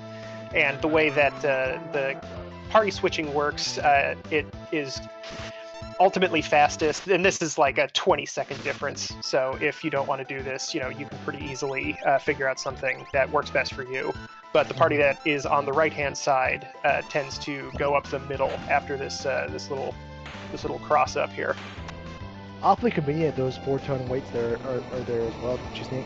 Oh yeah, and that's exactly the amount of weight you need to slam down on that switch. Yeah, if they were 3-ton weights, they're not heavy enough. If they were 5-ton weights, that's too much and they break. So again, incredibly convenient that those happen to be there twice.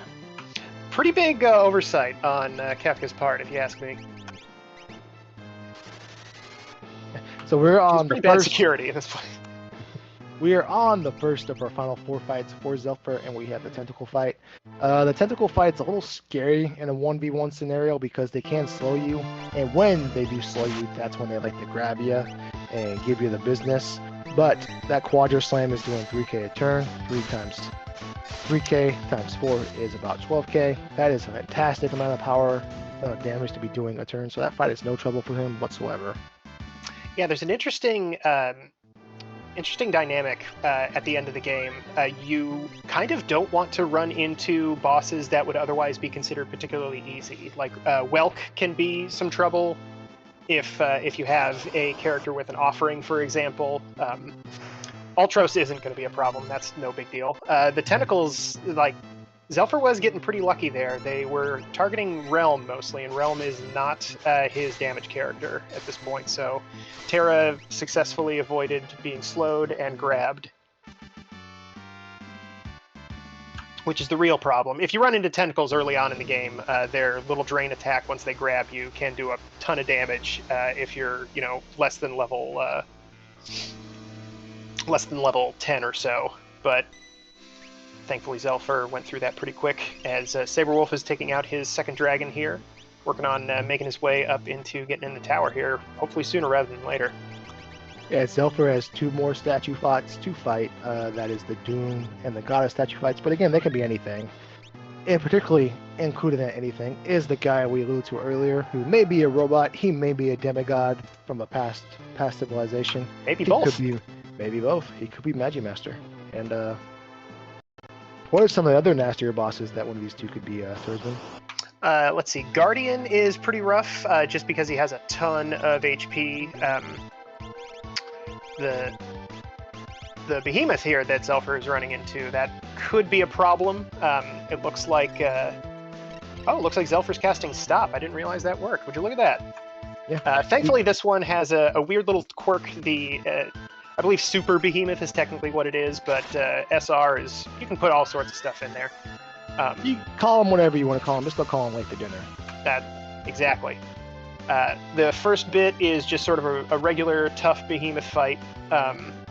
Once you take care of him, though, it becomes an undead version of the senior behemoth. And in Worlds Collide, the undead flag has been edited to make it so that the Phoenix Down trick no longer works on them. However, they did not bother to program a lot of those enemies to be immune to instant death.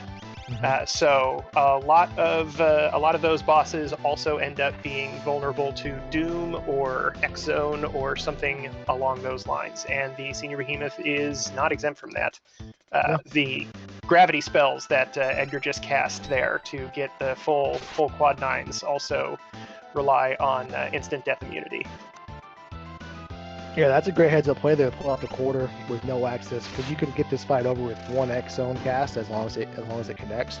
But if you don't have access, 2 X-Zone, quarter. If you're brave enough, W Wind is essentially a fractional HP damage just on yourself as well if you don't evade it. And presumably the Memento Ring would then make you immune to that, wouldn't it? I don't think I've ever tried that. Only one way to find out is to let a student start casting Whirlwind willy-nilly. Maybe I will. Maybe we will. All right, But, so yeah, nice use of quarter there. It's good to see, like you said, Final Fantasy VI isn't the toughest game. Offense is king.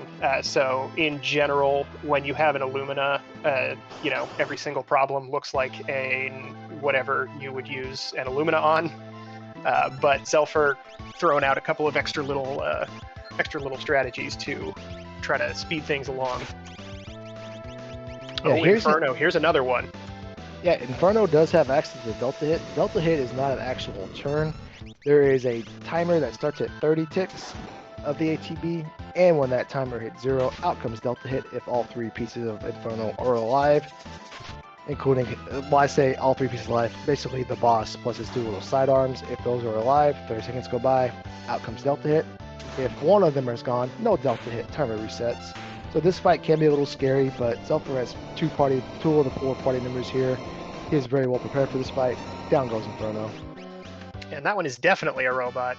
He is weak to bolt, so bunch of damage there. Meanwhile, Saberwolf hacking out some dragons here. This is gonna feel good because these dragons are worth a lot of resources, tons of experience, lots of magic points. So Saberwolf is gonna start getting really powerful really quick, and is gonna be able to see if he can't close the gap here a little bit, heading up into Kefka's tower. What does Zelfer have to look forward to for this final fight? Because we're through all the statue fights. We have one more to go, but it is a long fight. What do we have to look forward to for the final Kefka fight? So there are a couple of components that you want to try to have by the time you get to the end there. One, the biggest and probably most important, is protection from calmness, which is a move used by the third tier. Once you kill the front part there, it will attack once or twice with an ability called Calmness, which functions as a physical attack, so it bypasses a lot of instant death immunity, and if it connects, it just reduces a character's HP to 0. It's technically a different status effect than Doom is. It just cuts HP down to 0, in a similar way to how Fallen One brings it down to 1.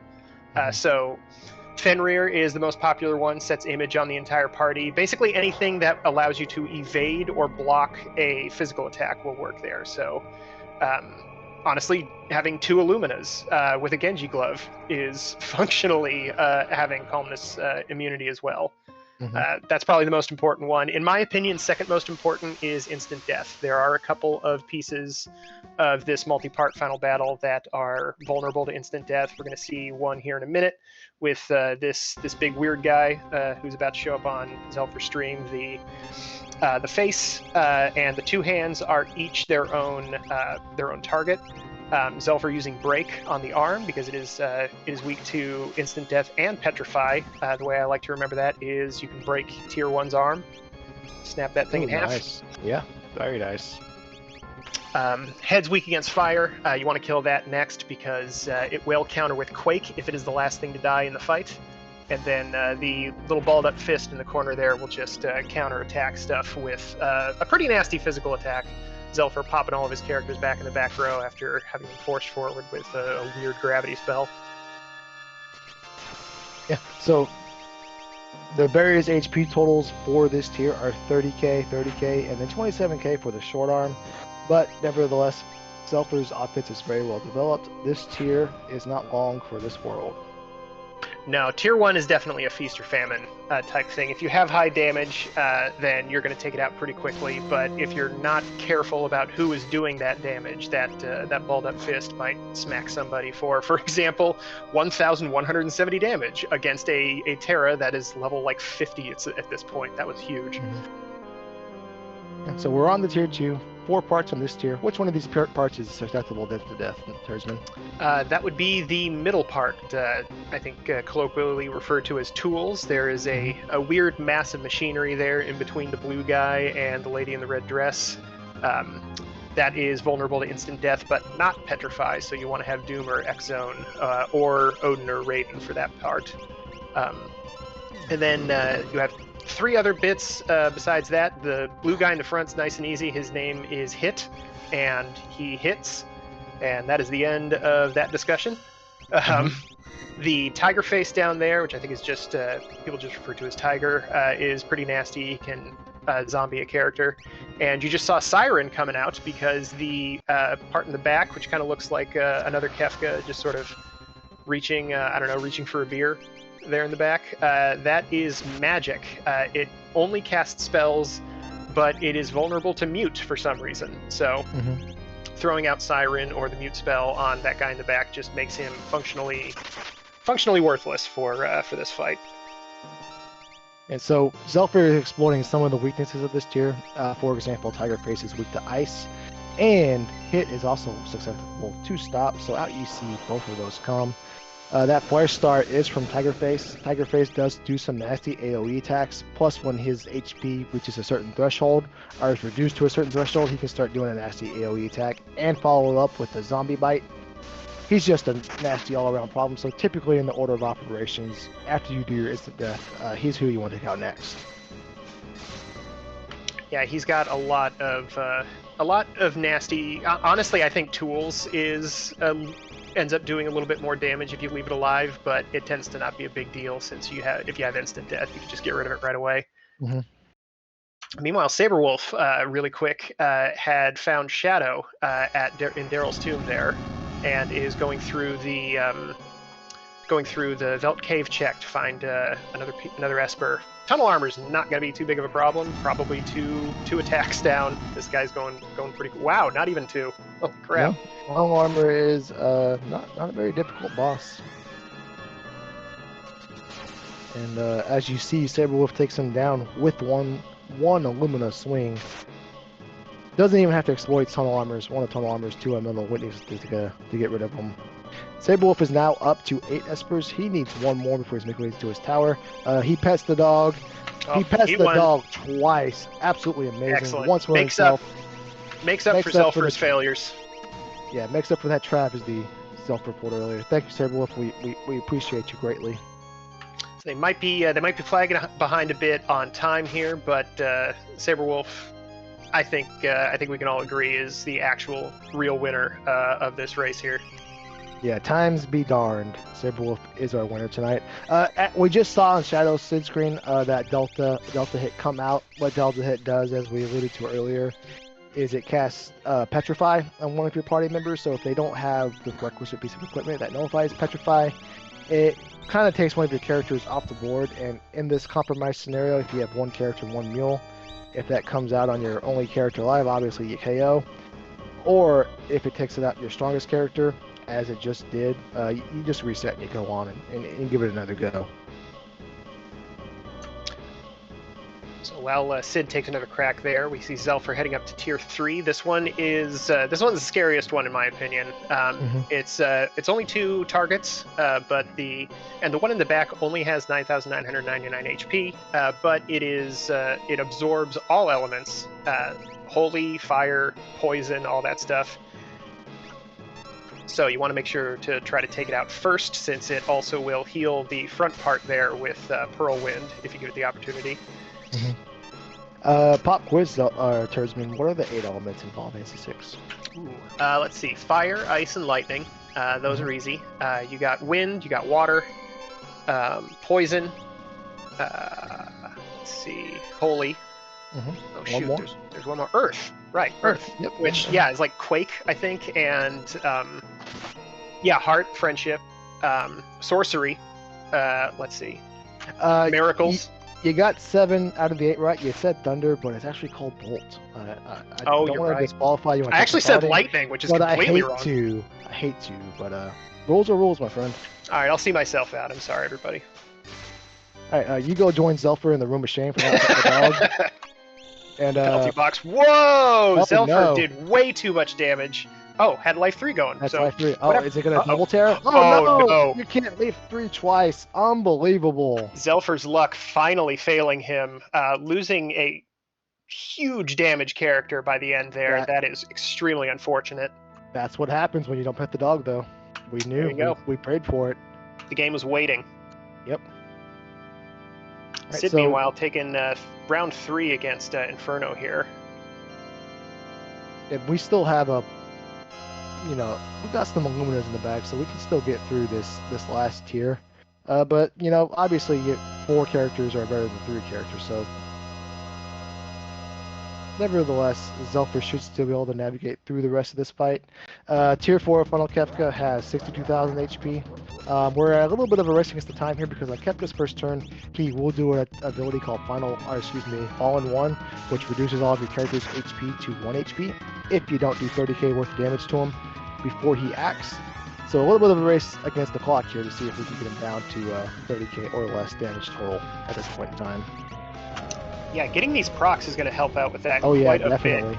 Usually you can only do, unless you have a special sword tech or an offering, you can only do the one batch of 9,999 damage in a turn. But getting lots of these. Oh, there it is. Went right into the Goner phase. Yeah. So we didn't get a huge chance to talk about this, but Kefka has a lot of counterattacks. That's kind of what the scariest part is about him. But during this little shaky bit where he is charging up his ultimate attack, he will not counterattack with anything. So this is the good time to just dump as much damage as you possibly can. Now, what does Goner do to Zelfer and his party? Oh, well, we're about to find out. It does a bunch of damage. A little bit. It's magic damage, and I believe it is affected by magic defense, so there's plenty of ways to protect yourself against it, but it will do more damage to two characters based on how many are hanging out. So if there's... It does the split damage thing. So if there's if there's just one character available, they will take a boatload of damage and probably not be able to tank it. Yeah, we're in a very dangerous phase because Kefka can do things like Cast Revenger, which removes all of your positive static effects. He can act twice in one turn. Sometimes he can do Havoc Wing back-to-back, as you just saw, hurts very much. So you're maybe thinking to yourself, why don't we just attack, get him out of this phase? Well, we're also at the point now where he can do some nasty counterattacks, one of which is Ultima. And Ultima is going to do roughly between 25 to 3k worth of damage to our characters. But we really just need him to charge up and do Goner one more time before we start doing some more actions. Kefka really upset that Zelfer did not pet that dog earlier. Rightfully so. He's arguably almost as upset as I am about this. But the end becomes Here we go. Chaos. That is the cue for Goner. So now Kefka will not counterattack, so we can fire her away. Yeah, I think this flare might be enough. He was probably... I think he was in the Ultima phase earlier. Oh, no. Needs that one extra bit. There we go. There we go. Crack pow. The world has been saved. Good job, Zelfer. Good job indeed. Looks like official time in the race room is 1:23:37, so GG's to Zelfer. A pretty commanding performance. Made a lot of pretty good choices early on, and unfortunately, of course, did not pet the dog, so can't really consider him a true champion. No, I think we'll give him second place by default. We definitely can't award him first for his travesties and atrocities he committed tonight, but second place is a fair punishment. So we'll let the real first place winner happen between Sid and Saberwolf. Speaking of Sid and Saberwolf, Saberwolf is in the tower. He is doing the bosses he needs to do to get to the final fight. And Sid is working his way through his final Kefka. He is on his way up to Tier 2.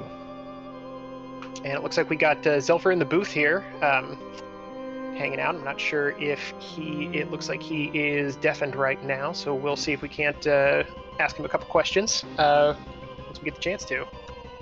I have his stream loaded up to the side, and he just went AFK, and I dragged him up here as he was walking away. So when he gets back, we'll ask him why he didn't pet the dog, and maybe some questions about the seed and the actual playthrough.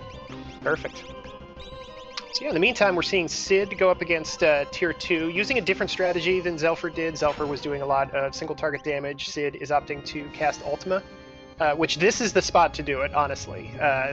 There's 4 targets here, so using Ultima gets you a huge amount of damage out per turn, and the end of the fight counterattacks are a lot less severe. Hit will do a move called 10 hit, which hits 10 times.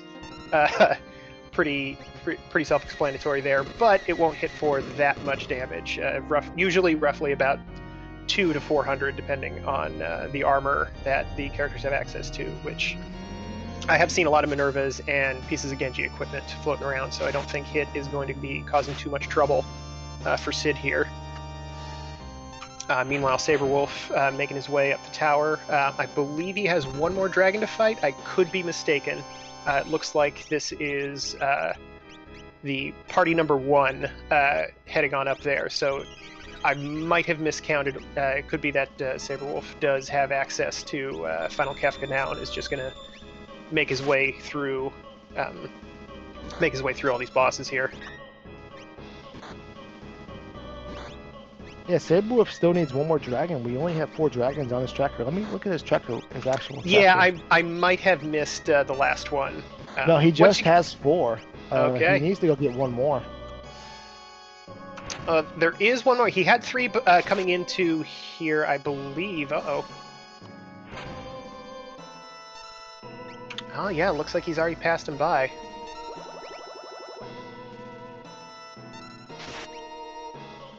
Oh, nope, he knows what he's doing. He's going back. He's going to backtrack a little bit. Oh, And you're right. Yeah. He can do that, yeah. Meanwhile, Sid making his way up to Tier 3. Pretty handily took out Tier 2. I think a little bit faster than Zelfer because of the ultimate casts there. Was able to clear through Tier 2 a little bit quicker. We'll see how he fares with Tier 3 here. Ultima, another good tool against, I believe Lady is the colloquial term for the one in the back. That thing, it doesn't resist Ultima, obviously, so that can be a pretty good way to clear that out. Yeah. Sid is cooking he's going through this final Kefka fight far faster than Zelfer did, and Zelfer went through it pretty fast himself. Speaking of, looks like we got Zelfer here talking with us. GG's. That was a pretty good fight. Got a little bit of bad luck at the end there. How did you feel when that double calmness ended up targeting Terra? Oh man, I tried everything. I was like, as long as I life to be hurt, we should be good. And I saw it just target her twice. I was like, well, that sums up this game pretty good, actually. Yep. Yeah, you know, everybody's got a plan until they get calmness in the face. Oh yeah, twice. Yeah. Zelfer, what were your thoughts on the flag set overall? What did you like about the 5 dragon requirements, and then having to go down there and make the tough choice between letting Sid pass into the afterlife or relieving him of his punishment? Oh well, that choice may not have been as difficult as one may be led to believe. But I like doing the extra dragon. Well, I like to fight dragons anyway. But it's nice because if you purposely have to route them in, then there's like some checks that that you want to take a lot more than you would otherwise, and you end up going to places that sometimes you just wouldn't go to because it just doesn't make sense. But now it makes sense. It kind of changes it up a little bit and just makes it interesting. Plus, I like all the extra loot that you get, so that's always nice too. Yeah, loot is always fun, and then. All right, I'm gonna hit you with a hard-hitting question, and we want an honest answer. You're on record. You're being on recorded record right now. Oh, here we go. You walked past the dogs twice. You didn't pet either of them. What was your thought process in committing that atrocity? Oh, the ones in Mobliz? Of course, the ones in Mobliz. Oh, I forgot those dogs were there. Get him out of here. Listen, the true dog in here is Interceptor. So when Interceptor's there, he's the best boy. I'll definitely pet him. But the other dogs are just there. They're just, whatever. Maybe. They do yell at you when you go in. Exactly. You go in, they bark at you, you're not welcome. Well, whatever. They can sit there and look at what are they doing? They're looking at the water or something? They can look at the water. I'll just go pass on by and, make sure the kids are okay, and it's all right. Well, so those dogs have a tough job. They're the guys that run off the Baba while you're out and about chasing other characters, and while Terra is coming to grips with the issues she is facing, they're the true heroes for those kids. Don't take them lightly. That is a good point. I never thought about that, but those dogs fight off Fun Bob all the time. I have a somewhat more serious version of that question. This is a pretty contentious thing amongst speedrunners in general. Are you the type of person that saves time at all costs, or do you like to do the fun little things? The save the animals, kill the animals conversation. Oh, sorry. Before that, real quick, GG's Sid just took down Final Kefka. GG's Sid.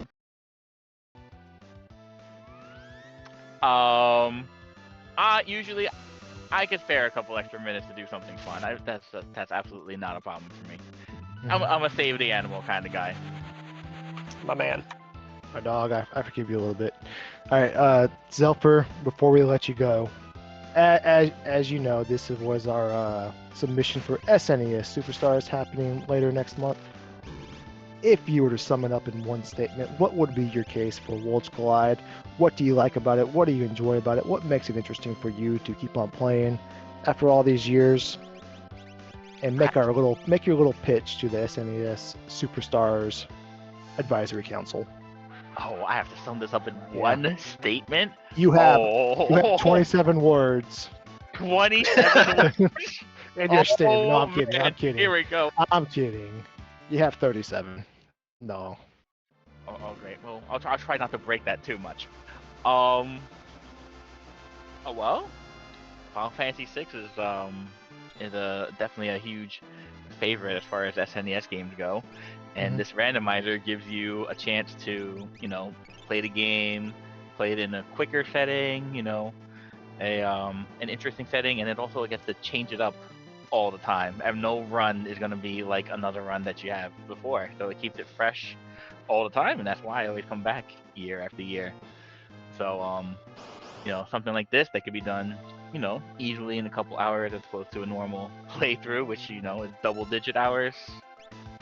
It's a lot of fun, it's a lot of quick action. It's always fresh, and there's always something new that you learn. Just keeps it fun. Year after year, seed after seed. Very well said. All right, Zelfer, GG's again. Thank you for hanging out with us after your race. Thank you for participating as well. You can't have the races without the runners, and you certainly are one of the top runners in our community, and we thank you for your time tonight.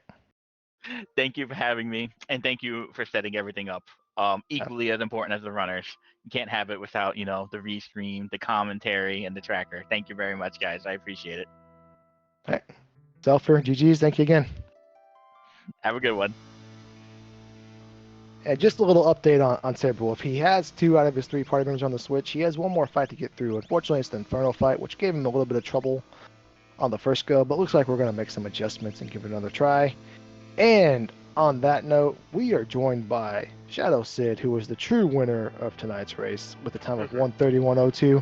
I know in the race you might be a little baffled, Sid, of why I say that. We'll elaborate that in just a moment. But Sid, what are your thoughts on the seat overall? What did you like about the flags? What went right for you? What do you want to elaborate on?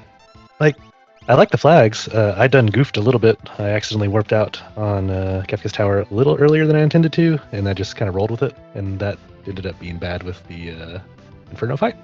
I guess Saberwolf's also struggling on. But for the most part, I thought my routing was good.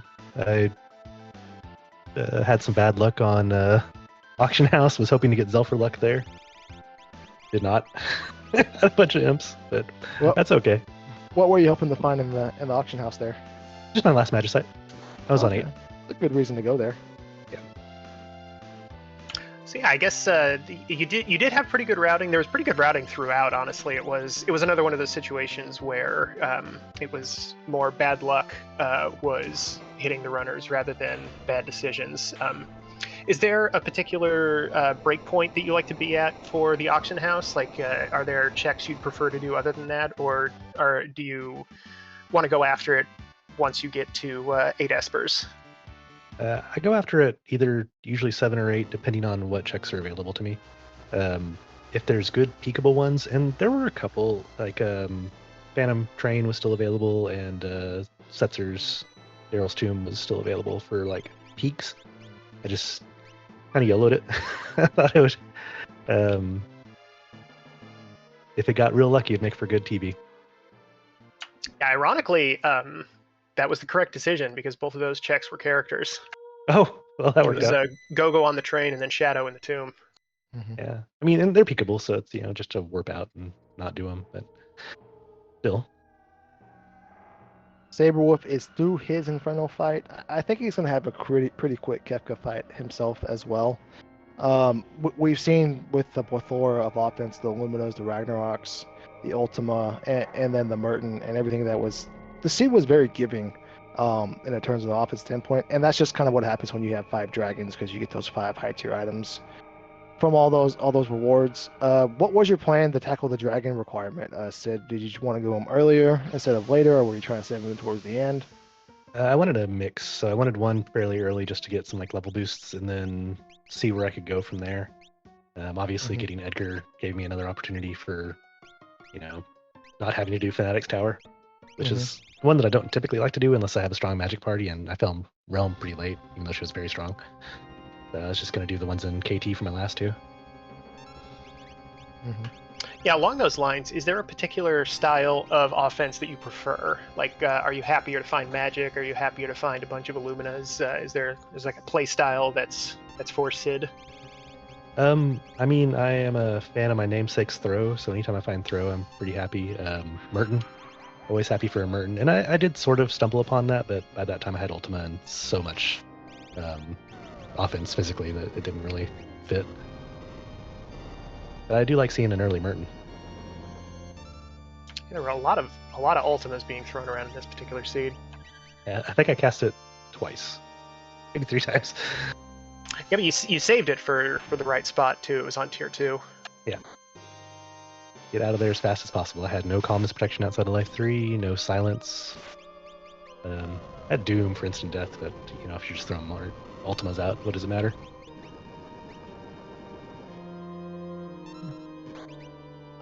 Sid, we got one last question for you before we let you go. Saberwolf, by the way, is navigating his way through tier 1. Having a little bit of issues, but nothing he can't overcome. He's got again, this. Again, as you know, we were doing a submission for SNES Superstars to feature Worlds Collide as part of their marathon happen later next month. In your own words, however many words you need, by the way, what would be your sales pitch for Worlds Collide? What do you like about it? What do you love about it? What's had you playing this for how many years have you been playing? A couple now. A couple now, At least, like yeah. most of us. Before but- 1.0, yeah. Well, what keeps you coming back? What do you like about Worlds Collide that you like to share with the world? It lets me play my favorite game, and it's been my favorite game since it came out in the 90s, in a short, compact form. So I can get, hour and a half, 2 hours, run through it. It's different enough every time where I can change the flags around. And, there's a nice beginning, middle, end to it. I don't have to sit and do the 6-hour full speed run. You can beat it in 6 hours? No.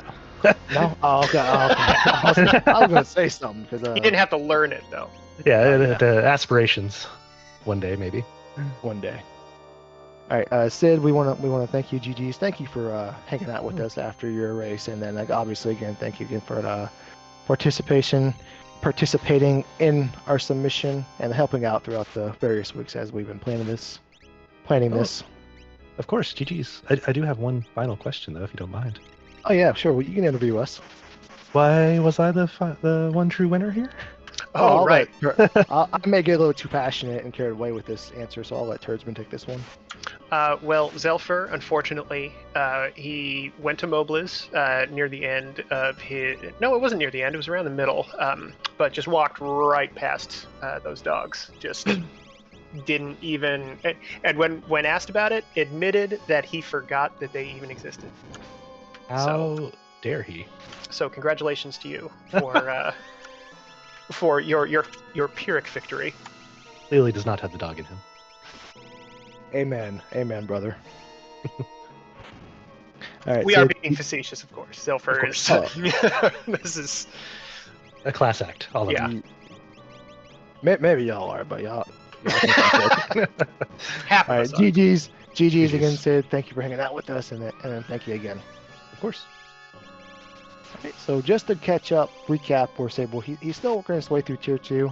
I noticed he has life 3 on all 4 of his party members, so he is about as safe as you can get.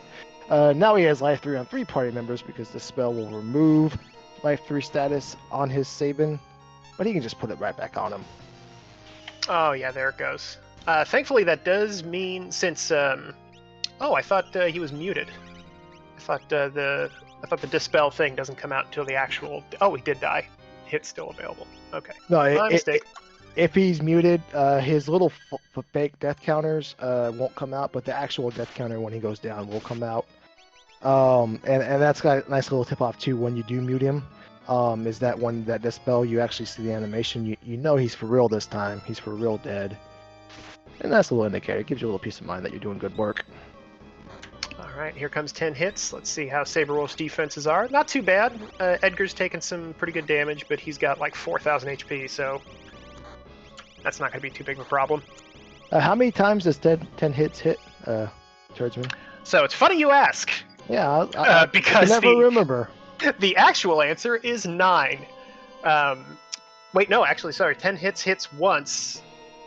And God, I forgot how this works. It's split up. Like the 10 hits attack is one thing, and then that activates a separate script that hits 9 more times.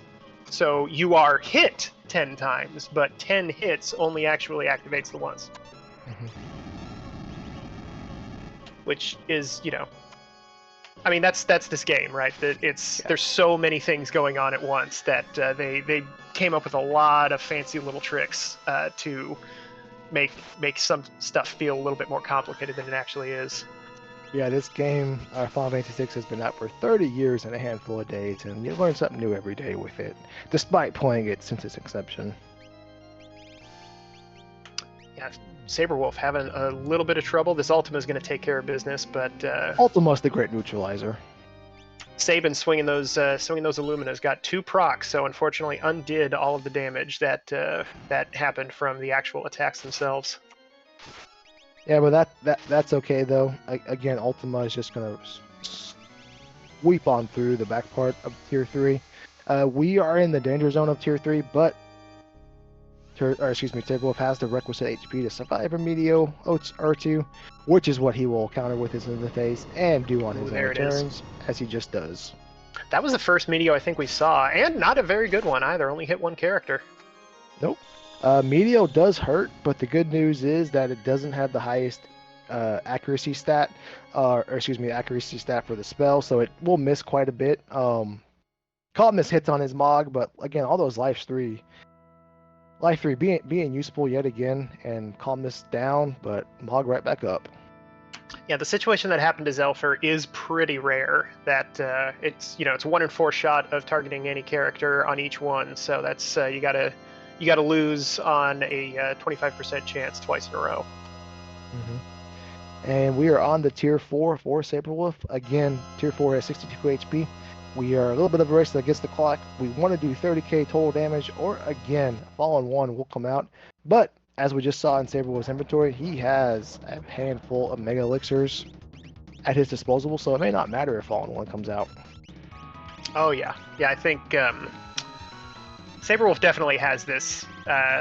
It would be if they lose at this point, it would be because it just was not meant to be. It's once you kind of get to a certain level of power in Worlds Collide, it kind of ends up being a situation where you're not going to lose unless there was just nothing you could do about it. And I think that's where Saberwolf is right now. So they just have to play a little bit carefully once they get down Kefka down to the point where they can counter with Ultima. Although honestly, even at this point, I think Mog is the only one in any danger of losing to it. He is flirting with disaster a little bit here. He is overqueuing, and that's what could happen when you overqueue. Oh, false alarm. That was a Mog. I thought the same thing. So when you overqueue, what can happen is basically what you do is you give 3 to 4 of your characters some inputs to act, and between the time that 4th character acts and your 1st character, maybe that 2nd character triggers a battle script or a counterattack that you weren't quite expecting to happen, and now you wish your 3rd and 4th character weren't going to do about what they're just about to do. So that's what we call overqueuing, but Saberwolf does not get punished by it. Out comes the Goner charge, and now out comes Goner. We're almost done with this fight. Wow, Edgar missed. I'm pretty surprised by that. I've been seeing that a lot lately with the Ragnarok and Kefka. I don't know if it's just RNG or if there's something I'm missing that would allow that to happen, but... Yeah, Shadow Sid in the chat pointing out, sometimes you just gotta flex on a clown. Yeah. And there we go, GG's to Saberwolf.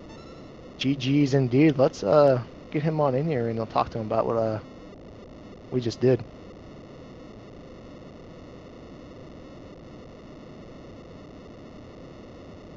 Yeah, that final time is 1:46.26 for Saberwolf. Oh, I have in the race room I've got 1:46.08. Oh, I went off his actual stream. That final time is 1:46.26 for Saberwolf. We'll get our race admins to get to the bottom of this. In the race room I've got 1:46 Commissioner. And so Saberwolf is in here. He's getting his audio sorted out, so we'll talk to him about the seed and his experience here in just a moment.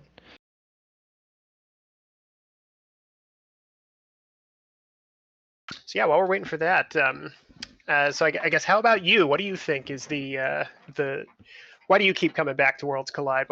Why do you think this belongs to a spot in the Super Nintendo Superstars? Sid and Zelfer kind of alluded to this a little bit. As I've gotten older, I entered a phase in my life where I wanted to experiment with speedrunning video games. And Final Fantasy VI was one of those that I like to play around with. The problem with speedrunning a game like Final Fantasy VI is that if you are once you start getting around the 10 hours, that's an amazing accomplishment. The downside to that is that you have to spend 10 hours to do one playthrough, and I don't really have 10 hours to do a playthrough, once a week, twice a week anymore.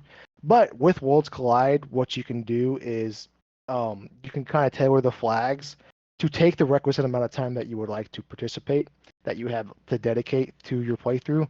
So, for example, if you wanted to sit down for a 3-hour gaming session, you can maybe make a little longer flag set than some of our traditional flag sets that will challenge you a little more so. Or you can play some of our traditional flag sets like the Ultras League, which is a good time, comes in around under 90 minutes. And once you've been playing a while, a lot of our runners are able to accomplish that milestone. So I really like to be able to experience a game I love in Final Fantasy VI in a quicker format while it's still being diverse, it's still being fresh, and it's still being a unique experience. Yeah, well said. Saberwolf, I see your mic is unmuted. You ready for us? Sure. Big Dog, 1:46:08 is your official time. Maybe 1:46:26. We'll get that sorted out later. Nevertheless, what are your thoughts on the seed? What do you think went well for you? What did you enjoy about the flag set? In short, it was a lot of garbage for me. I think I had 6 or 7 dead checks, so that kind of wrecked me. Mhm. I mean, having 2 Illuminas and a Ragnarok's fun. Having the Figaro brothers doing over 10,000 damage apiece is cool, and then double Ultima on my casters. Kind of disappointed I didn't find that 9th character so I could actually do the shortcut, but it was one short of that too. It was just nothing went my way in this run. It was just a bunch of garbage from me, unfortunately. And we were talking about it. The stumbling that all of our runners ran into today was less about decisions they were making and just sort of bad luck.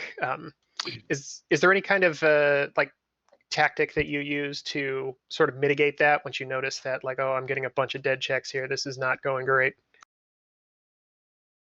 I mean, I thought I was doing it, like going to checks that were higher chance of espers or going to checks that were peakable, and it just wasn't working out for me at all. And then it's like, I get to check. Oh, it's Shadow. It's like, well, Shadow has a couple of quick free checks. I might as well just do this and just keep going. And I mean, overall, I just wanted to get the two things early on. Get the Illumina early. Not saving at the Wolf spot was rough because I wanted that second Illumina. So I had to go back in the Norse World to run for that, and then I had to double back like 3 or 4 times on my pathing, and then when I realized, it's like, oh crap, Terra was in like Collier or wherever it was, and I was like, and then I saw Experience A was in the Esper Cave, and I'm like, okay, it's over. Like, I'm getting this like halfway through my run. I know the other two, probably at least one of them got it like early on in the run. So I already knew like halfway through the run I was done for. Just seeing Terror and seeing what the Experience Egg was.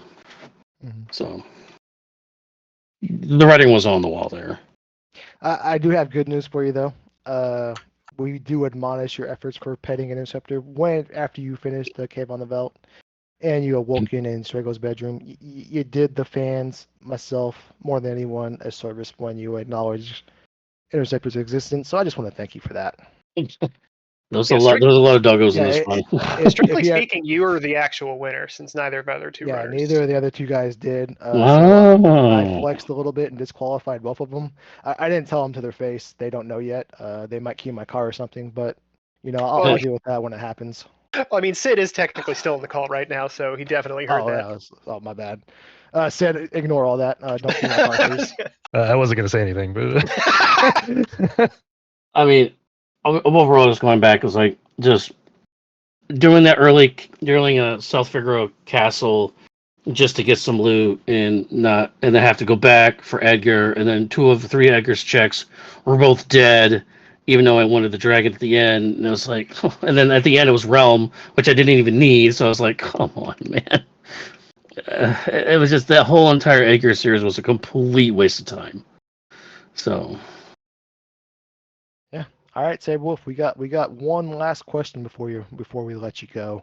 all right. In your own words, would you kindly create a sales pitch, push the company line for our SNES Superstars Marathon selection team? What do you like about Worlds Collide? What keeps you bringing you back to it? What has you so invested that you've been playing it for all these years? Make your sales pitch for us.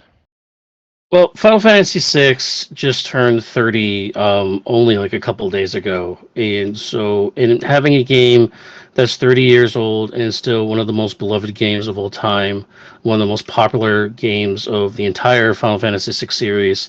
And what Worlds Collide really does is not only just randomizes it and makes the game faster, it actually creates a like a nostalgia as it's a refreshing look at one of the most classic games of all time, and especially a game that I played for hundreds and hundreds of hours when I was a kid. It was really my first.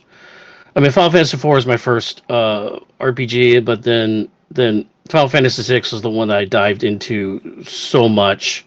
And with Worlds Collide, with the community that's a part of it, and just the refreshing coat of paint that we have on this particular game, truly makes it one of the best games, one of the best randomizers out there. And I hope you all just stop by ff6worldscollide.com, check out our Discord, put a /Discord at the end of that.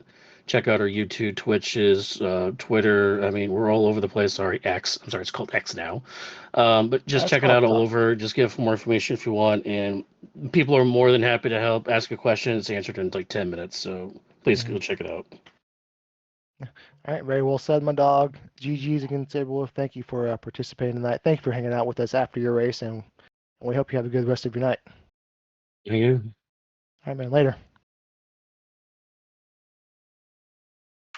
All right, that's the end of the show tonight. I want to, I guess, quickly sort of piggyback on what everybody else has been saying. Like this is definitely my favorite randomizer. I've played a handful of RPG randomizers. I really like how, like how Sid mentioned, they take a game that I've beaten, dozens of times back in the day and condenses it down into a nice little bite-sized, just like the perfect amount of time to play a video game is like 90 minutes.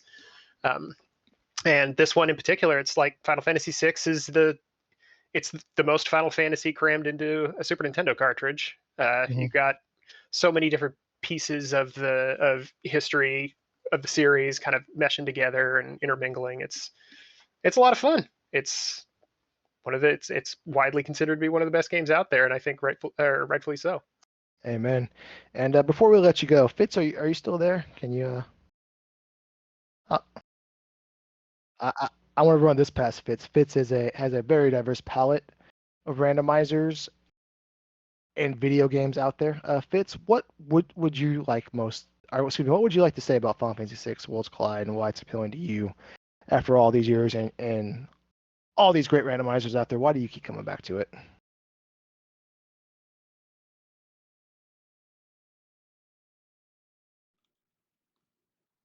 There we go. It was the first one randomizer that I started playing, so it always has the special spot. And there's just a lot of ways to play it.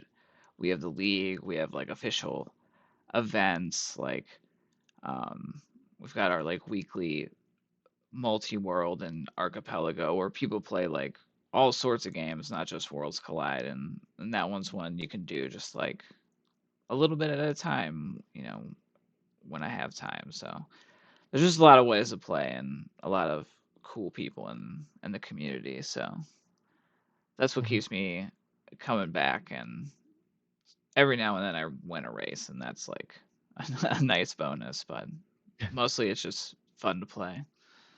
Yeah. Very, very well said. And then before we let everybody go, I wanted to drop a little bit tidbit of knowledge. Do you know what today is, Turdsman? You know his birthday is today? Ooh, I We thought. didn't see. I'll give you a clue. We didn't see him. Shoot. I remember reading this recently, but I completely spaced. I'm going to take a wild guess and say Locke. Ooh, today is Gal's birthday. April 4th Ah, is Gal's birthday. how Next does up he in know the that? He barely speak. well, we talked to his father, who Okay, that's we gave him a little elixir, a little special elixir, and he was able to recollect all of the facts and get it down. He had it written down somewhere. So we got the truth out of him that way. But today is actually Gal's birthday. So happy birthday, Gal. We didn't happy see. I was birthday. gonna point that out if and when we come across him, but unfortunately we didn't. But nevertheless, I have been Drinks Glue. I have been joined again once again by the only Turdsman, and we want to thank you all for watching and hope everybody has a fantastic night. Have a good night.